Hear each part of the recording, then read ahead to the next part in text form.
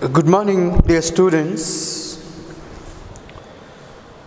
As we have seen the introductory part of this lesson, and we have studied about Count Leo Tolstoy and his works and themes that he usually include in his works, short stories, novels as such. And we have talked about the great novels of Leo Tolstoy, that is War and Peace, and the longest novel in the world, maybe it is War and Peace, the biggest, largest. And another novel which he was more famous for was Anna Karenina. So these are the contributions of Leo Tolstoy to the Russian literature here. So now, you have seen even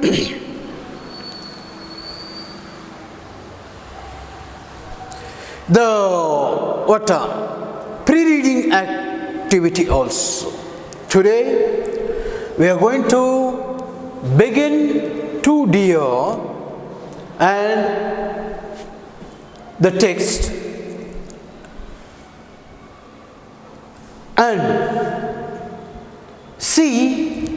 understand the qualities of Tolstoy in narrating or writing the short stories. It is a very much interesting short story of Leo Tolstoy. Every reader looks as if it is very simple in meaning and structure, but when you think deeper, so there is a very good message from this story here. So, even we have studied different meanings of these two words, to dear, with exclamatory mark.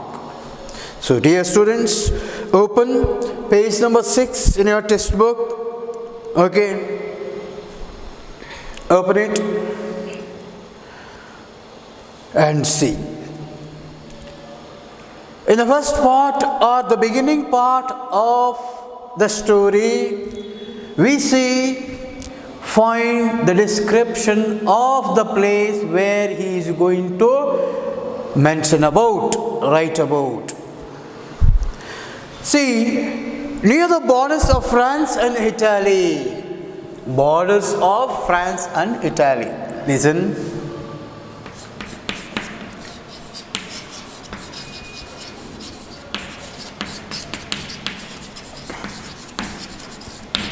Okay, France and Italy. On the shore of the Mediterranean Sea lies a tiny little kingdom called Monaco. What? Come on.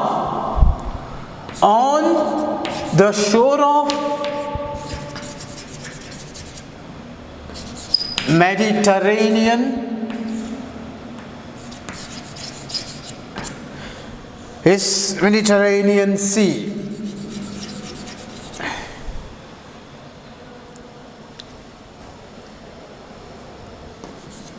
Is sea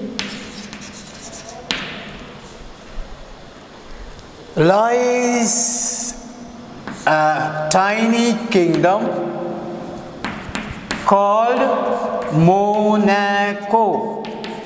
Remember, this is the country, a tiny country, a small kingdom that Leo Tolstoy taking up as a place or a plot for his story to dear. Okay. Now, near the borders of France and Italy, on the shore of Mediterranean Sea, there lies a tiny little kingdom called Monaco. Many a small country town can boast more inhabitants than this kingdom, for there are only about 7,000 of them all told, And if all the land in kingdom were divided, there would not be an acre for each inhabitant. So such a tiny, small kingdom Monaco was. And imagine the total land of Monaco. And if you divide the land to each person in the country, and there would not be an acre for each person if you divide the land. So such is the quantity of this country. So imagine and how powerful this country and what is the condition in this country as such. But in this toy kingdom, there is a real kinglet. And he has a palace, and courtiers, and ministers, and a bishop, and generals, and an army. But, so yes, as other countries have palace, king, and other courtiers, bishops, judges, ministers, army, everything is there in Monaco also. There is a small kinglet to rule the country Monaco, and there were people who follow the kinglet, courtiers, ministers, judges, jurymen, and to safeguard and to protect the country as well as the people of Monaco, there is an army. Okay? So all these things, as usual, when you compare to other country, so Monaco too have these basic facilities. So basic facilities in it. So did you get it? What we have seen in the first paragraph of the lesson 2, dear. Where is Monaco? Okay, look at it, located. And what is the population over there? The size of Monaco and the facilities that the Monaco has. So we are dealt about Monaco in this first paragraph of the story here. Then, it is not a large army, only 60 men in all, but still it is an army. So the army of Monaco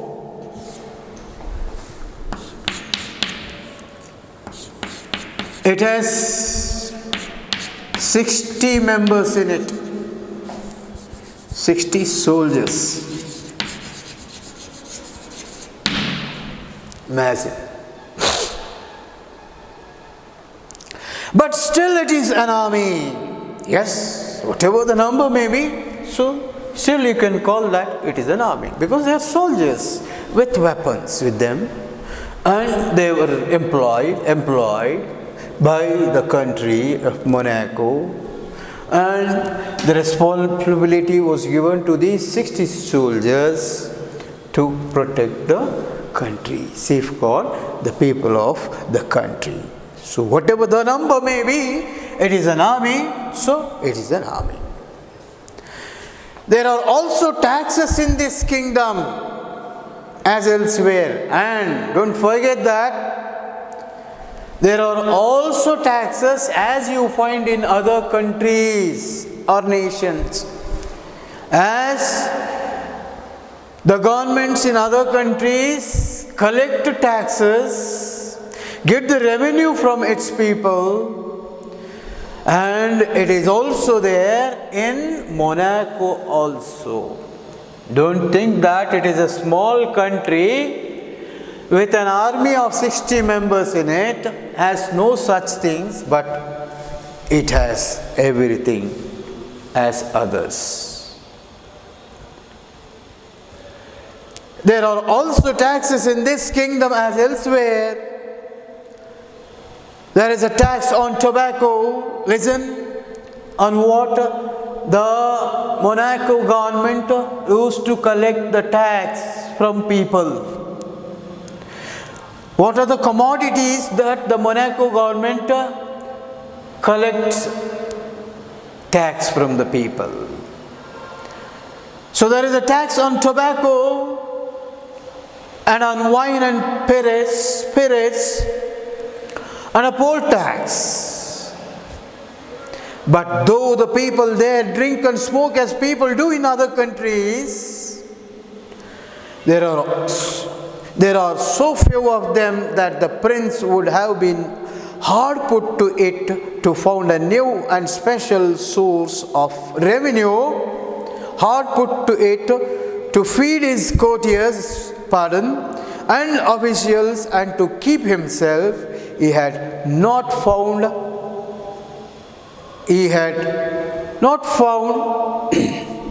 a new and special source of revenue. Yes. So as others countries have taxes, revenues, and they collect tax revenue from on all these things, so the Monaco too collects there. And the tax, see, tobacco, wine and spirits, and there is also a poll tax. But the people used to drink and smoke as people do in other countries in Monaco.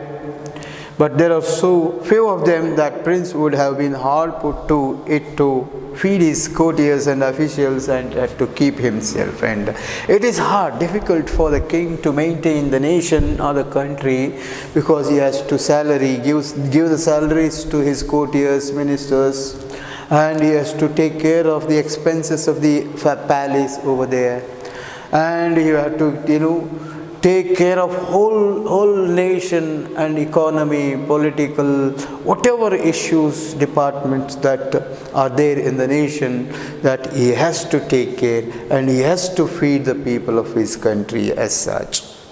So it was difficult for him to manage things, maintain everything in the country with this a very less revenue profit from the people of the country here. Now this special revenue comes from a gaming house where people play roulette, and there was a special income to the king here.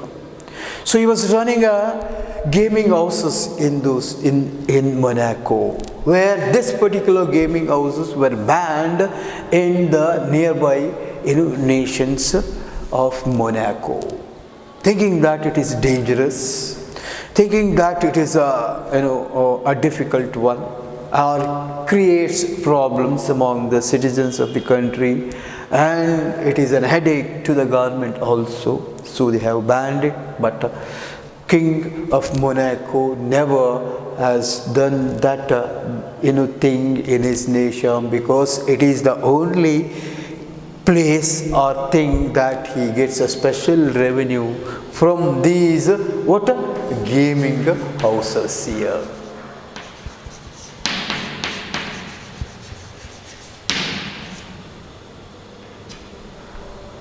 And in these gaming houses, people used to play a roulette. Roulette means a card of a circular moment, and it is numbered, and with a colorful painting and such, and they used to rotate that. So it is that kind of a gambling. It is a gambling. Okay, it's a gambling. See, roulette, people play, and whether they win or lose, the keeper always gets a percentage on the turnover, and out of his profits he pays a large sum to the prince. He got it? How he gets a revenue or a special revenue income from gaming houses. Whether the people gets revenue or profited or loss, so he doesn't bother. Whether they quarrel or fight each other, he is not bothered. And whether anything for that matter, but the keeper of these gaming houses will get the money here. And among that money, out of that money, the keeper used to give some of the revenue or tax to the king also here, and from which he uses the money to see. So this is the extra income for the king to maintain his kingdom here. So that is why, so he can't ban this particular gaming houses, these gaming houses in his nation, Monaco. So, dear students, listen carefully. It is so simple, and you can remember all these points point by point here. Why I am so deep in my explanation. I am very much slow in maintaining the pace of my explanation here is I want you to understand in a better way. I don't want anybody lose points from my explanation here. So don't skip the things here by doing something fun while listening to the lecture here. Because you are free now. You are out of the classroom area and you can listen it in whatever condition you may be in. Isn't it? So that is why be serious and consider all those things, points, point by point, underline them and have a pencil in your hand while listening and keep a textbook in front of you, and wherever I give more stress towards the important lines or the topics or points, wherever names, dates or like that, anything which is important comes, so I'll be giving more weightage to that and explain little bit more rather than other texts here. So the revenue from gaming houses was the special one for the king here. Then the reason he pays so much is that it is the only such gambling establishment left in Europe.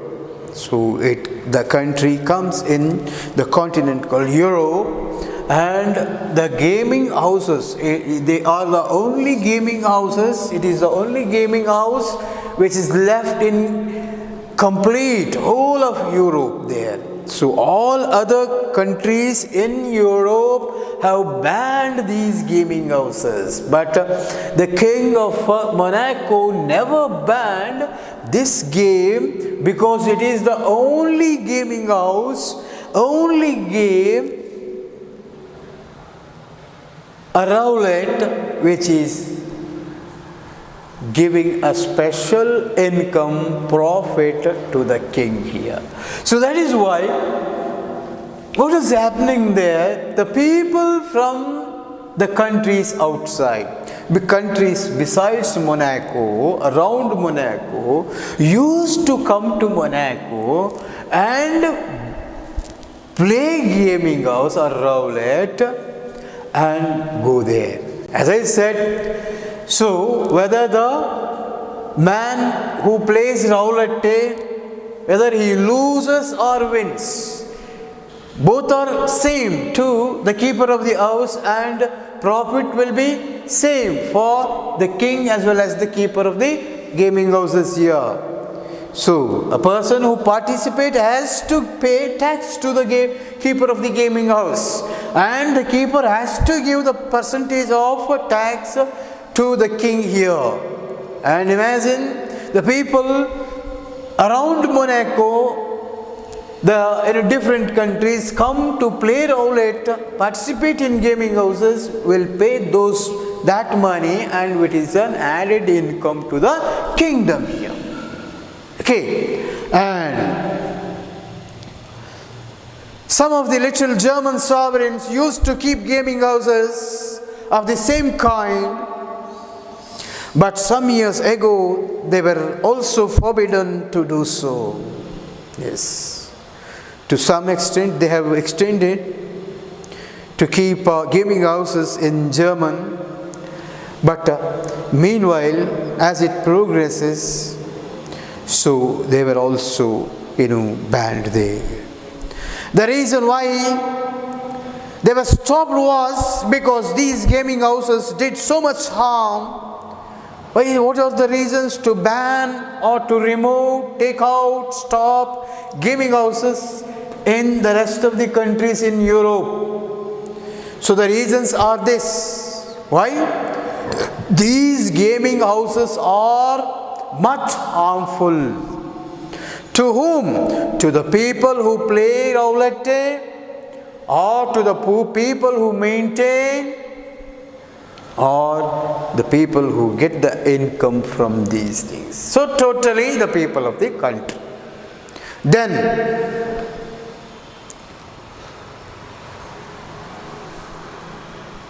a man would come and try his luck in this gaming house and see how he used to play and win or lose. Then he would risk all he had and lose it. Then he would even risk money that did not belong to him and lose that too. And then in despair he would drown or shoot himself. So the Germans forbade their rulers to make money in this way, but there was no one to stop the Prince of Monaco, and he remained with a monopoly of the business. Yes. He was the only man. It was the monopoly. He remained as a monopoly in maintaining and keeping the gaming houses in his country. See how harmful it is. The man who comes and participates in the gaming houses may risk his life. Yes, not may. Possibilities are more. He may lose the money which he has brought to play roulette there, and some will win the money, and he may bargain, beg the people as a credit money and lose that too, and sometimes he may keep his jewels and play and he may lose that also, and what remains at last? So he may feel like committing suicides by losing all those things. He may drown in the sea or river, or he may commit suicide, okay, or he may shoot himself. So these are the reasons why these people, other countries in Europe, have banned these games, that is gaming houses here. Did you get it? Okay. Then so the Germans forbade their rulers to make money in this way. But there was no one to stop Prince of Monaco, and he remained with a monopoly of the business. So the people are aware of these difficulties, harm that they face, and which disturb the peace of the nation, and which become violent in those countries. So that is why people complain to the administration to ban those things. So that is why, so they banned it. But here there was no such understanding, or people never complained about that, and even the king was not worried about that, and he continued it with a monopoly of the business as such. So he was the only king running gaming houses in his country. So becomes a monopolistic, business area. So dear students, see, these are the simple things or points that we get here. I don't think you feel difficulty in this. So, okay, we will continue the reading of the story here. So, did you feel like it is simple? Did you feel like it's historical? Yes. No one will get confused here. So that is why, see, according to the pattern, what I used to suggest to my students is to select this unit. Why? Because you have choices, no? So you had 14 units before, but now this year you have 10 units here. And 8 questions of 4 marks. Okay, 4 marks. Okay, 1 question of 6 marks. Then see, 8 units for 4 questions and 1 unit is. So you will get to 6 mark questions from the any 2 units or any unit that the evaluator may select here, or the board may suggest the evaluator or the question paper makers here, department here. So in that chance, so you will take 10 or 9 questions here this year, maybe. But previous method, 10 out of 10 questions he has to 8 answer 8 questions. And 6 mark question, out of 3 he has to answer 1 question here. So it was the previous pattern of question paper for 100 mark in any examinations. Even if college conducts for 100 marks, so that will be the pattern.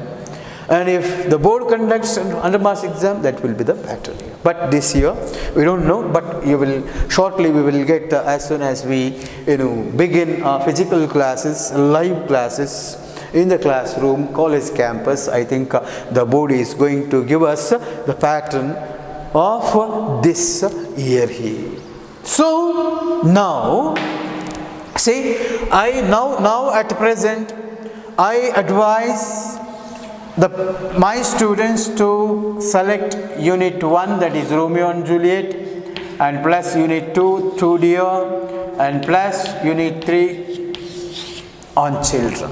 Yes, as we are going to complete it, as we have completed unit 1 and unit 3, and we are dealing with this at present. So make a decision, okay, that you are going to write the questions asked on these both units as of today is concerned. Okay, but even this unit is scoring. Why I am suggesting, I know the theme, I know my students where they can write well without many mistakes, more mistakes there, because they look simple in language and theme, and you can easily recall or remember the things in your memory. And once if you read with concentration or attention, 100% attention, the points, the theme and important situations where you will get in these units will be stored well when compared to other units as such. So that is why my advice, suggestion to my students is to make sure that all these units they have to take serious and attempt out of these choices. Choice ಇದೆ ಅಲ್ವಾ ಅದಕ್ಕೆ. So now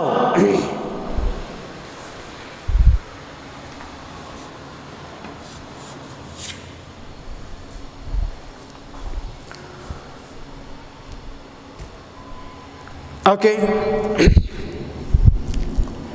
next paragraph.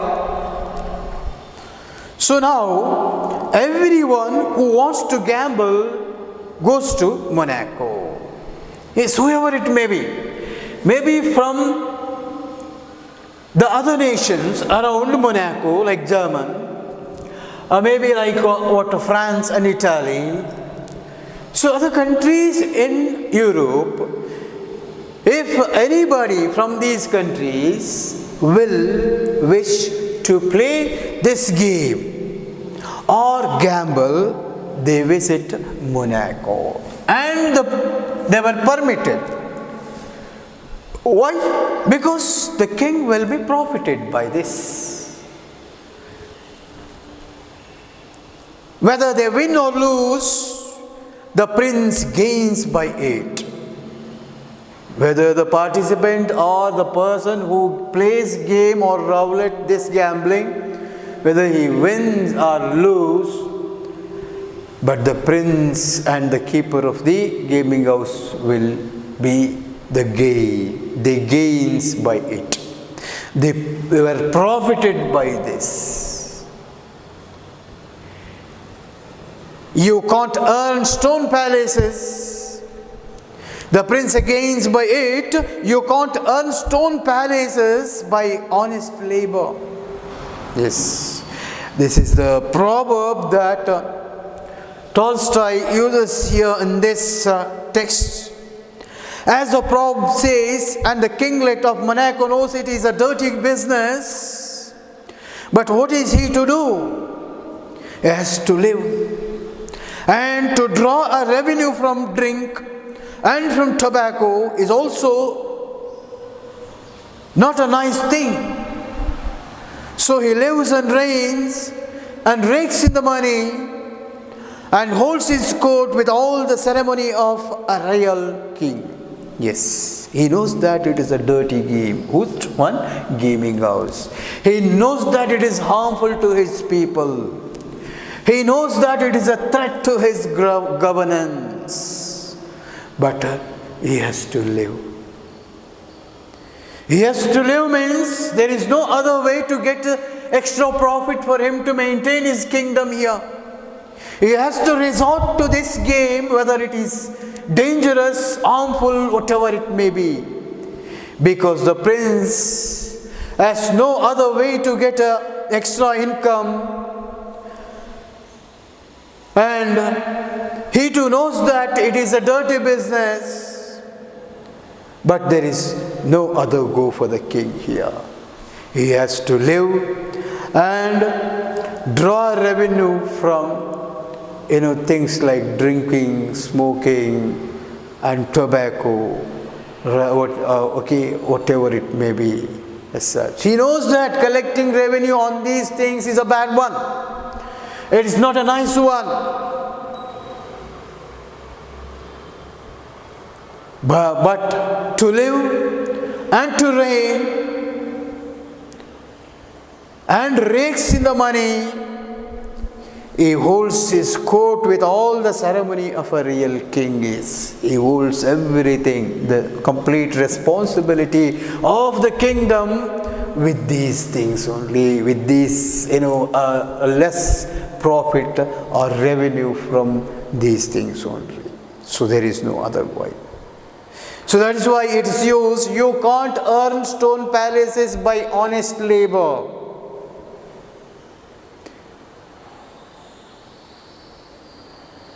Yes. Got it?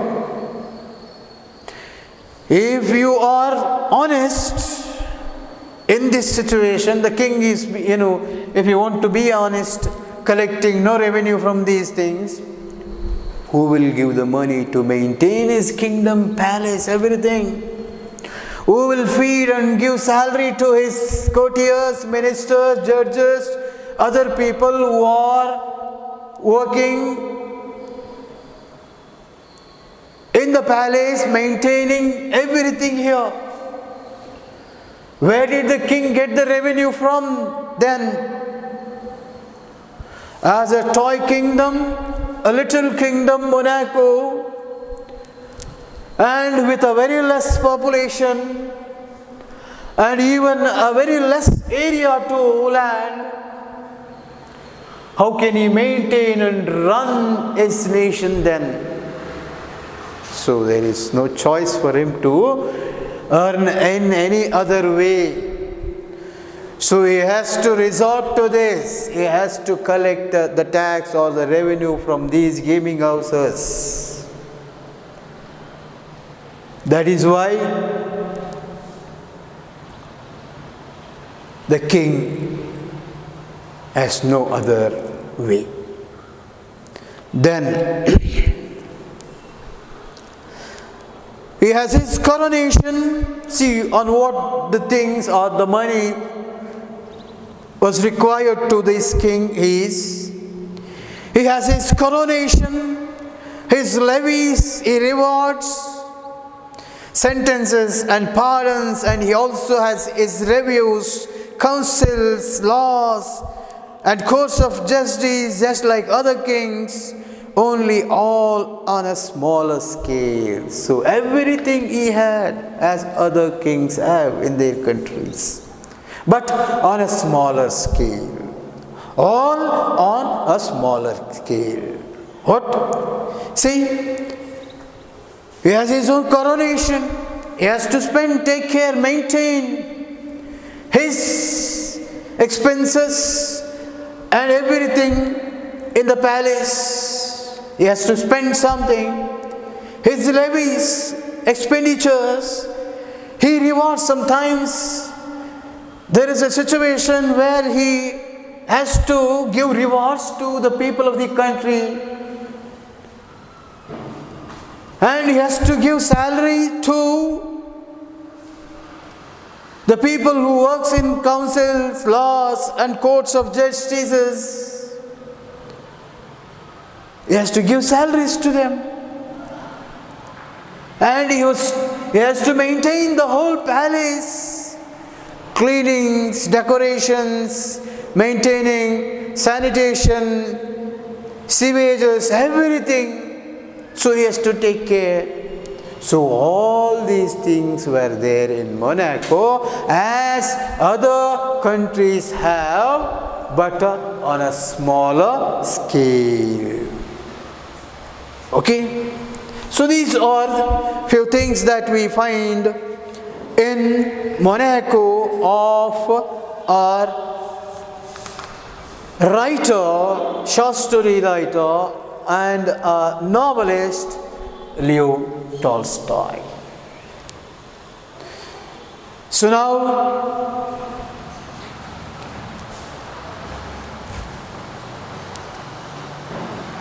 the next paragraph, it is a complete, a different thing that we find here. He shifts his attention towards an incident which happened for the first time in his country called Monaco here. And from here, the title of the story gets the actual or the meaning, which serves the meaning of the title, that is too dear. Dear students, why Leo Tolstoy has chose the title as too dear? So it is even till now, whatever we have read on all that information up to this spot, we can also say that too dear. The Monaco nation, kingdom, country itself is dear, too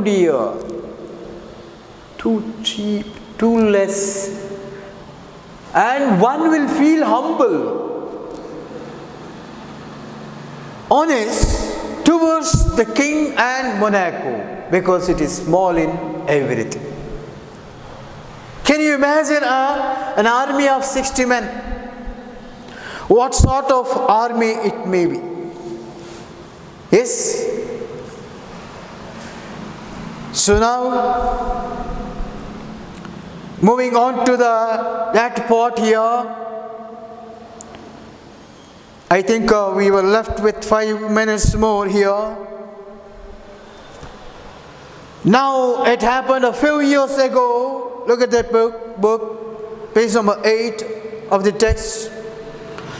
Now, it happened a few years ago that a murder was committed in this Stoic prince's domains. The people of that kingdom are peaceable, and such a thing had not happened before. the judges assembled with much ceremony and tried the case in the most judicial manner. There were judges and prosecutors and jurymen and barristers. Okay, this is the unusual thing suddenly takes place in this kingdom. Nobody have any idea that such an incident will happen in their country in front of them. Nobody from that nation, Monaco. Even the king and the followers of king never dreamt of such a bad, tragic event happen in his kingdom as such. What? A murder was committed. There was a murder for the first time in the history of Monaco. Imagine, this is the important and interesting story for the people of Monaco and for us also. And imagine how they will tackle, they will carry out, they will judge, and they will punish the culprit or the prisoner or the criminal here. So, see,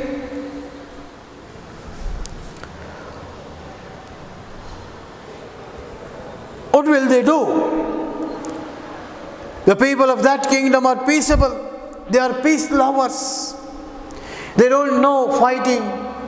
They never involved in any revolutions, fights, and other agendas like quarreling, scolding, fights. No, they are the lovers of peace. They live peacefully in the country. And such a thing had not happened before, and they have never seen such a thing or a murder in their kingdom. And as soon as it happened, all the judges assembled with much ceremony and tried the case in the most judicial manner. Yes. For the first time, it is the first experience too for these people, judicial department here. And all the judges, as soon as they got the news, they assembled there, and it was most like a ceremonious way. Means a huge crowd, people were surrounded, and what happened, and what may be happening. So how it will be solved is the curiosity among the people and the judges over there. See, the people presented over there were judges, prosecutors, jurymen, barristers, everybody. They have gathered there to discuss or to come out with a decision or with a right verdict here. Then they argued and judged, discussed, and at last they condemned the criminal to have his head cut off as the law directs. Yes. After these people discussed, conducted meetings, and they argued, and finally they judged and came out with a verdict, decision that the criminal has to be executed. His head should be cut off. So far, so good. Yes, the decision is good. By this jurymen, barristers, judges, ministers as such. Okay, good decision, correct decision to this extent. But see what happens next. Next, they submitted the sentence to the prince.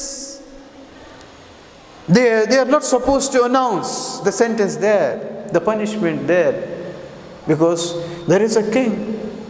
After deciding, argument, discussion, so the final judgment was to be made by the king. That is the rule, that is the system, isn't it? So they hand it over to the king there.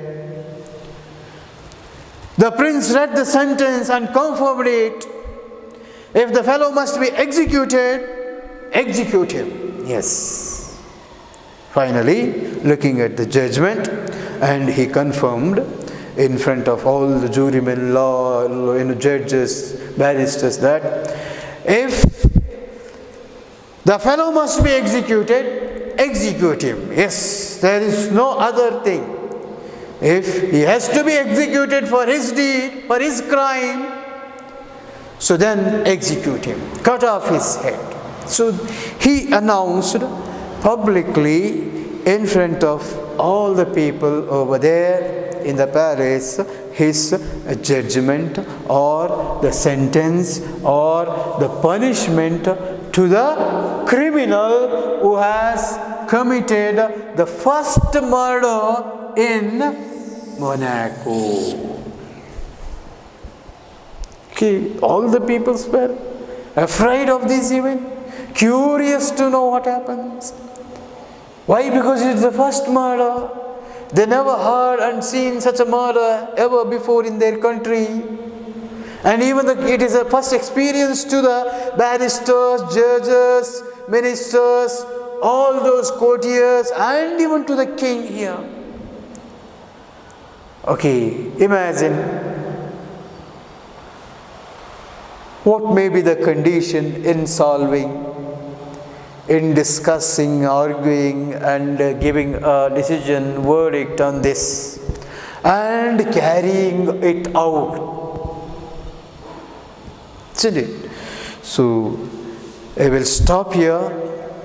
Yes, students, it's time. Okay, I think all of you might have felt very simple. There is no confusion. Don't have any confusion here. It is simple here. Yes.